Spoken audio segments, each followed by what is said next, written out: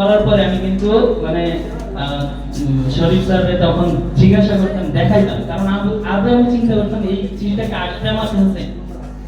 আবার আগে চিন্তা করতাম আমার বাসার ঠিকানায় দিতাম, তো বাসার ঠিকানায় দেখা যেত অনেক চিঠি আসতো, পোস্ট অফিসে পড়ে থাকতো। সেক্ষেত্রে আপনাদের কোচিং এর ঠিকানায় দিলে সবার চিঠির সাথে আপনাদের এটাও আসবে।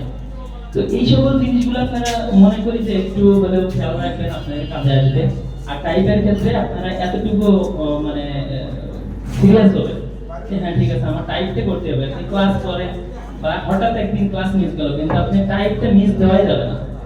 ইভেন বাসায় আপনি কিবোর্ড এবং আপনার ল্যাপটপ বা ডেস্কটপ থাকলে সবচেয়ে বেস্ট। যদি নাও থাকে, যারা মেসে আছেন, যেভাবে হোক আরেকটা বন্ধু বা যাকে হোক কনভিন্স করে অনেক সময় দেখা যায় তাকে কিছু খাওয়ান করান বা বেড়াইতে নিয়ে যান, যাই হোক যেভাবে হোক তাকে কনভিন্স করে কার্ডটা ইউজ করে যে হ্যাঁ ঠিক আছে আমার এটা। কারণ সিরিয়াসনেস না হলে আপনি পারবেন না। নিয়োগ অনেক আসবে, নিয়োগ যাবে, আপনি একটা জিনিস খেয়াল করবেন, একটা ভালো নিয়োগ যখন আপনার কাছ থেকে চলে যাবে ওইটা কিন্তু ফেরত আসবে না। আর আমার হ্যাঁ অনেকেই বলে যে অনেকগুলো এই জব থেকে ওই জবে যাচ্ছে, আসলে আমার জব স্যাটিসফ্যাকশন যেখানে যার যেটা, তাও এক একজনের কাছে মনে হয় যে এটাই তো অনেক ভালো জব, তো আপনি কেন আসছেন। আমার দুর্যোগ অনেক ভালো জব, আমার ওই দুর্যোগে চাকরি করলে এখানে অনেকে আছে হয়তো অন্য জবের আর চেষ্টাও করবে না, কিন্তু আমার জব স্যাটিসফ্যাকশনটা এটা না। কারণ আমার প্রমোশন লাগবে, আমার হয়তো সারা জীবন টাকা চিন্তা করলে হবে না, টাকা আমি অন্য রাস্তাতেও ইনকাম করতে পারবো।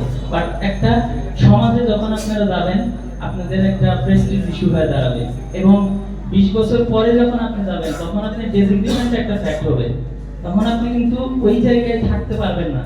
একটা ব্লগ পোস্টে আপনি জব করবেন, হ্যাঁ ঠিক আছে আপনি এখন জব পান নাই, একটা জব করলেন, অবশ্যই করতে হবে, কিন্তু আপনি বেটার ট্রাই করবেন অবশ্যই।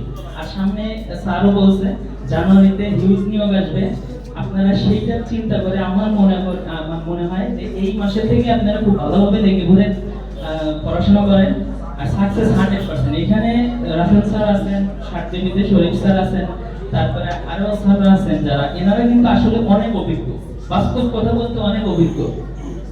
অন্যান্য কোচিং সেন্টারের সাথে আমাদের কথা হয় এবং ওনাদের শুভানুধ্যায়ী যারা আছে ওনাদের সাথে আমাদের অভিজ্ঞতা শেয়ার হয়। সেক্ষেত্রে ওনারা অনেকটাই প্রফেশনালিজম কাজ করে, এবং ওনারা সেই টাইম মেইনটেইন বলেন বা ওনারা কিন্তু এখন অনেকটাই বুঝতে পারেন যে কোন কোশ্চেনটা আসবে কোন কোশ্চেনটা আসবে না। আপনার এইটা কিন্তু অনেক বড় ফ্যাক্ট। অন্যান্য কোচিং এ দেখবেন যে স্টুডেন্টদের তারা টিচার বানায় দেয়, আমাদের এখানে কিন্তু সেই সুযোগ নাই। আপনাকে একজন মানে গেস্ট টিচার আসতে হলেও আমাদের ম্যানেজমেন্টের অনুমতি নিয়ে আসতে হয়, কিন্তু অন্যান্য কোচিং কিন্তু এরকম নাই। তো সেই দিক থেকে চিন্তা করলে রিটেনের দিক থেকে আমাদের এই কোচিং অনেক ভালো। আর শর্ট অ্যান্ড টাইপের ক্ষেত্রেও ভালো, কিন্তু টাইপের ক্ষেত্রে একটু আমি মনে করি যে আপনারা নিজেদের উদ্যোগী করতে হবে, আপনাদের প্রবলেমগুলো স্যারদেরকে বললে তারা সলভ করবে ইনশাআল্লাহ। এই ছোটখাটো বক্তব্য ছিল, বিরক্তের কারণগুলো হয়তো ধন্যবাদ।